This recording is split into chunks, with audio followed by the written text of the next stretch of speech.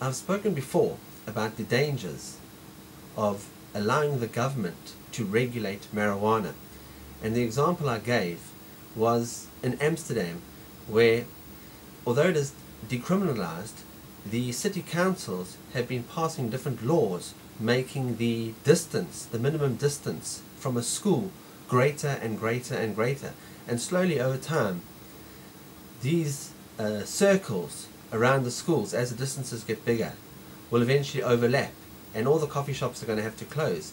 Once a coffee shop closes, it loses its license. You cannot apply for another license anywhere else. Welcome to iBelieve TV, the show that takes the mystery out of the effects and techniques the media and government use to keep you in the dark. My name is Justin Ballett, and today I'm going to be speaking about the dangers of regulation and at what point would you rebel. In America, when they first passed the medical marijuana laws, the states put a sales tax of 1.75%.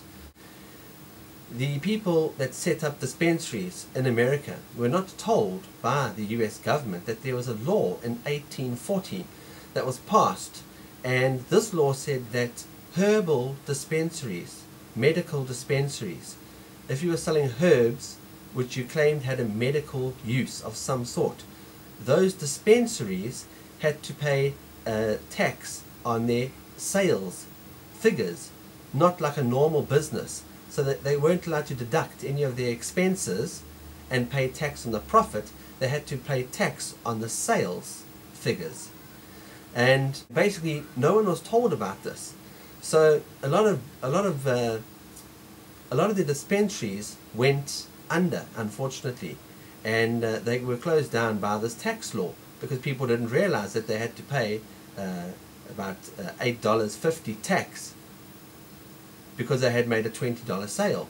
They didn't realize that, so they were spending all the money back into their businesses and paying themselves a salary, and there was no profit, so they weren't paying tax, and then they were taken down by the tax laws. Some people challenged the legitimacy of the law in court, and they won because the law wasn't made with that purpose in mind back then. It had a different context. So the government of America didn't stop there. They passed a new law that says that if you make money illegally, if you make money by selling drugs, as with what they classify marijuana as, then you have to pay, your income tax is on the sales price. And so once again, they've got around it. And so now they're going back and closing down all the shops because you've allowed the government to regulate it. We had a situation in America where in Los Angeles, the city of Los Angeles had approximately 450 dispensaries, and they wanted to close them down.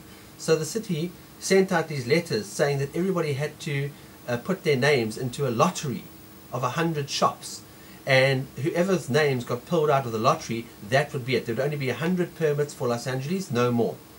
So it has nothing to do with capitalism, as we're told. It's got to do with them deciding who and who can't have a permit to trade. So they only want to have 100 shops, and they want to put it into a lottery. So all the dispensaries got together. They challenged the city of Los Angeles, and Los Angeles, the city, dropped the charges against them because they realized that they wouldn't be able to do it that way. So instead, they've now started targeting individual shops, just a little batch here and a little batch there. And so what's happening is, as each little shop gets targeted, the rest of the shops, the rest of the dispensaries will say, oh, well, it's not us. And so then that shop is getting shut down because it didn't apply to be in the lottery for 100. And they're just starting to shut them down each individually now, one by one, because this is what happens when you allow the government to regulate marijuana.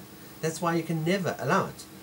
And my question to you today is going to be, at what point would you rebel against the law? You know, what's coming down the pike? We're having a situation where everything is getting taxed. Everything. It doesn't matter what it is. They want to tax you. They want to tax you for, when you buy a car, you must pay a tax when you buy the car. Then you must go and get a driver's license. Now, I used to have the barcode driver's license. Now I've got these small little credit card license. How has that helped me? Has that actually benefited you? Have you ever benefited from having that small little credit card sized driver's license? Have you benefited from that? they've benefited because every 5 years you have to go and pay another tax to get a new one. And so they just keep taxing everything. You pay a road tax to get your license. You pay tax when you fill up at the tank. Now they want to tax your cars when you buy a new car with a green tax. They want to put a toll onto all the roads. The toll is going to be going everywhere. The fuel keeps going to go up. It's not going to come down. It's going to be going to 15 Rand a litre. So everything must be taxed. Everything must be regulated. And this is what the government wants to do. So at what point are you going to say enough is enough? Because if you don't, they're just going to keep taxing you. And they're not taxing you for your benefits. Take a look at the toll roads. We have already paid our tax to keep the roads going with the road tax. We pay every time we buy petrol. Yet, here they are coming up with a new department. So the old departments are taking the exact same money, but now you have a new department, and it's going to take more money from you. So at what point are you going to say enough is enough? Are you ever going to say enough is enough? When they're taxing you 110%, are you going to say enough is enough? Because most people will never say enough is enough. They'll just allow the taxes and the fees and the regulation, and eventually they'll wonder why they can never ever start a business. They'll wonder why they've never got any money, because they keep paying it in fees. How can you ever do anything with your life if you have to keep paying every cent you have out as a fee or a penalty or a fine or a tax, and it all goes to the government? Every time you get a little bit of money, the government comes in and takes it. And that means that you'll never be able to achieve anything.